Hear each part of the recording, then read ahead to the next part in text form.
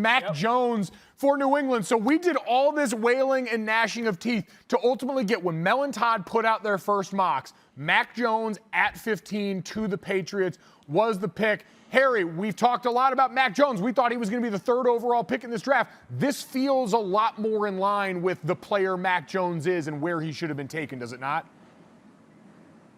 Yeah, 100%. I mean, and honestly, I love how, Kyle Shanahan just threw us all for a loop for the last 2 months. They knew who they wanted. First off, there's no way that you trade up all the way to number 3 or just any spot really in the draft and you don't know who you're taking. We all have some self-reflection to do because we just went with it for 2 months, but also maybe we should send Kyle Shanahan a fruit basket or something like that for giving us so much content.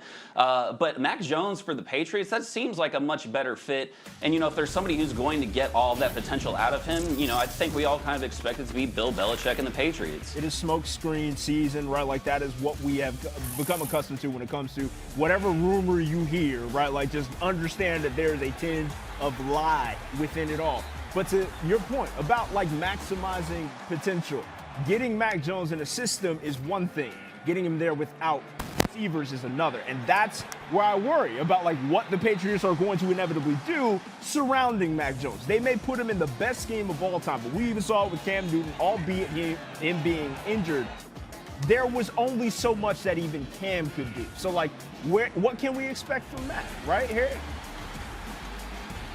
Yeah, I think it's going to be interesting because, too, if you think about it, at least from my perspective, you draft a guy, if you're going to have him develop behind somebody, you'd think they'd have similar play styles. They don't really have that with Cam Newton and Mac Jones, but that's not to say that it can't still work. I think that we're going to see a healthier Cam Newton this year and that he's going to be able to teach Mac Jones a lot of things that obviously it would take him, a full season to learn on his own. So I think that this is a really safe pick for the Patriots. Obviously, it's a good situation for everybody involved. And if you're Mac Jones, obviously you're used to winning. There are worse places to go to New England. Obviously, though, that last year wasn't quite what they're used to doing. But I think that we're going to see a better Patriots team this year. Goodness, I hope so. What have you seen from Mac Jones that proves to you that he was worthy of this pick and going to Bill Belichick's system?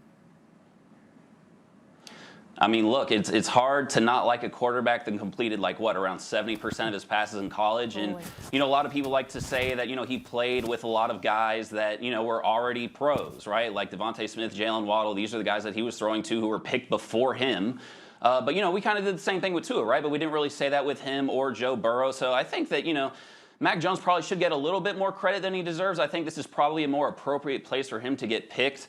And hopefully, as we see through the draft here, that the Patriots are going to try to build up some of those offensive weapons because it certainly was not happening for them last year.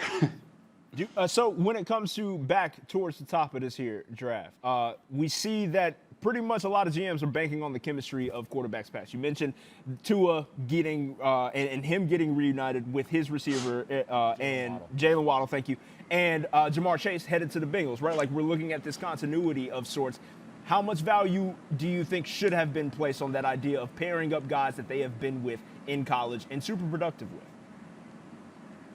I think it's cool. I think it makes sense to a certain extent, but I also think that, we all agree, and I think, Gojo, you would know best that, the college game is one thing, but the NFL is a completely different beast. So, your chemistry might have worked in the SEC and whatnot, but, when it comes time to playing these NFL games, that's only going to help you but so much. And I think, honestly, that's kind of why I think that Kyle Pitts' situation in Atlanta, not to be a homer, but to have perhaps Julio Jones if he sticks around, Calvin Ridley, those other options, even Hayden Hurst around you to take that focus off of you, and then you've got a veteran quarterback in Matt Ryan. I think when you look at all these, these guys that are going to be the pass catchers that we're looking to be the best ones moving forward here as we come out of the draft, I think you have to look at Pitts and think that he's in the best situation, and not to forget about the Heisman winner Devontae Smith.